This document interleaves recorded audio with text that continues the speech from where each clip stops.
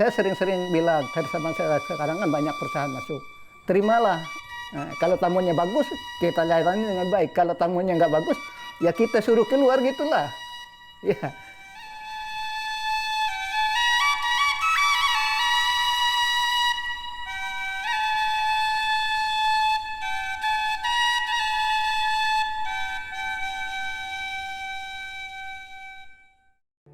Kalimantan Gold has taken a very different approach from most other extractive mining companies. It wasn't just a matter of making as much money as possible and then taking that off to some foreign country. They've always had an agenda to benefit the local area.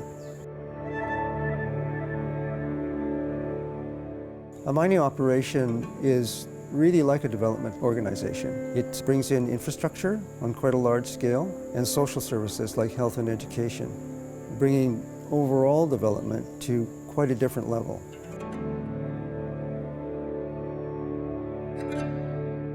At the same time, there's a potential for negative impact. Yang pertama yang saya lihat itu adalah konflik lahan. Rendahnya pengakuan perusahaan terhadap kepemilikan lokal masyarakat setempat terhadap lahan. Kemudian yang kedua itu adalah kesempatan kerja. Jadi seringkali masyarakat lokal merasa mereka ditinggalkan, tidak diberi kesempatan yang sama dengan para pendatang dari luar untuk bekerja di perusahaan. Kemudian yang ketiga adalah pembagian hasil atau manfaat dari perusahaan itu ke masyarakat setempat. Kita berharap bahwa masyarakat lokal itu, ya, masyarakat lokal pada umumnya itu juga harus penerima manfaat dari adanya pembangunan tadi. Misalnya ada investor itu mereka menjadi sebagai pemanfaat, bukan hanya sebagai penerima dampak. Kalimantan Gold really wanted to get it right from the start. Our early exploration in central Kalimantan started in the very early 80s. Being underfunded meant we didn't have helicopters, we didn't fly around and drop into the jungle all over the place. We did it on foot and by canoe. We lived in the local people's houses, we ate their food.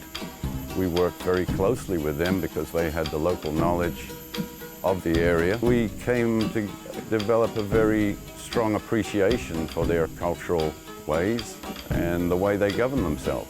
And equally, they'd come to understand that our intents were very sincere, very serious. A real friendship and a real relationship developed with these people. In 1996, we decided to formalize our collaborations. I asked them for a name, and they came up with the name Yayasan Tumbuhat Sinta for the foundation we proclaimed. When I came in 2003, I was involved in a global study on the impact of the mining industry. And one of the results of that study was that the number one obstacle to smooth development of a mine was the lack of good governance.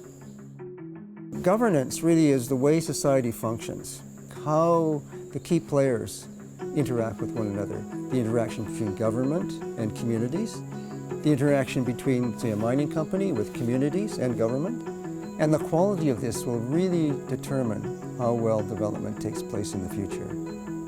The consequence of that was that we focused YTS on how do we improve the quality of governance in the area where we're working. And by default, how do we improve the quality of life, more equitable development, and also alleviate poverty.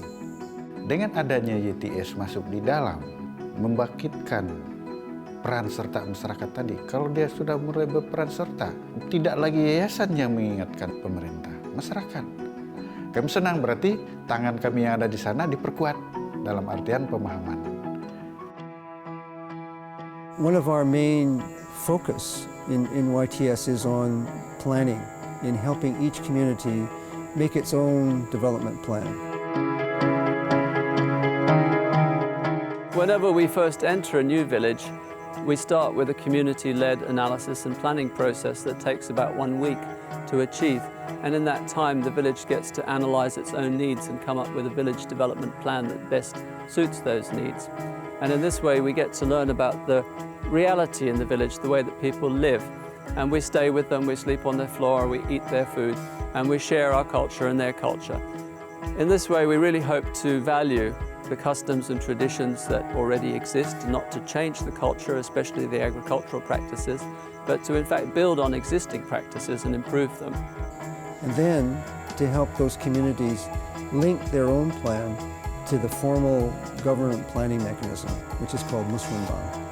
Tujuan proses musrenbang adalah sebenarnya forum untuk memfasilitasi masyarakat untuk menyampaikan aspirasi mereka, untuk merencanakan pembangunan di wilayah mereka, agar mereka dapat mengakses layanan publik dari pemerintah. One of YTS's major support components is to help improve livelihoods in the community. Sekarang kami mau berangkat ke Tumbang Miri untuk workshop pelatihan ikan, babi, dan karet. Dan kebetulan di sana juga kampung saya di Tumbang Korik. Nama saya Eko, saya di bagian media. Saya suka membuat ilustrasi karena ini adalah salah satu cara yang mudah untuk mengkomunikasikan pesan yang disampaikan dalam sebuah handout pelatihan kepada masyarakat di desa. Our livelihoods program is multifaceted. It's a sustainable and participatory approach that we take. We try to build up the local production capacity in the village according to the village's own interests and needs. YTS also provides a fund to each community that they can manage themselves, and they can use that money to bring in outside expertise to help them improve their livelihood activities. This pond is now producing catfish for local needs, and it is one example of 30 ponds in this community which were established last year in 2011 as a result of Bapak Lim's training program. This year we're going to focus on building river cages in freshwater.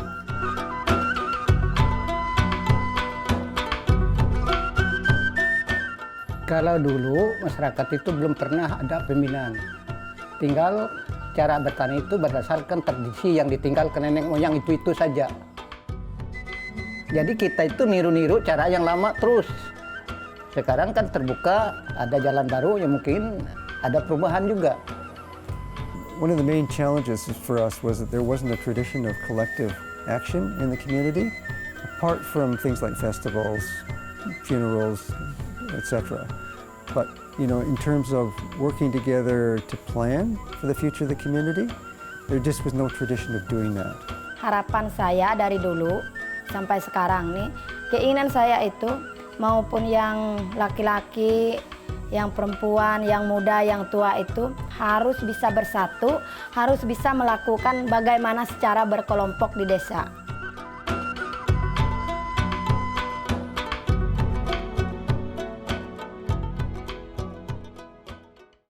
Small-scale mining is a major source of livelihoods in central Kalimantan. One of our other programs is to work with small-scale miners and prevent the release of mercury into the environment. This is a traditional activity, but unfortunately there are health impacts from the use of mercury. We're trying to address the mercury issue through a widespread awareness program throughout central Kalimantan, where we provide media materials and direct counseling. In addition to this, we provide equipment, stainless steel retorts that are able to recycle 99% of the mercury and prevent it from being emitted into the environment.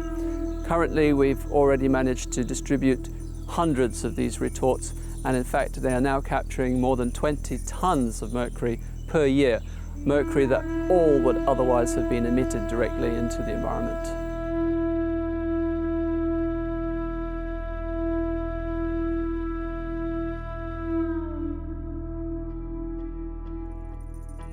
It's very unusual for a junior exploration company like Kalimantan Gold to invest in social development through an agency like YTS, because the risk of exploration at this stage is very high. It may come to nothing.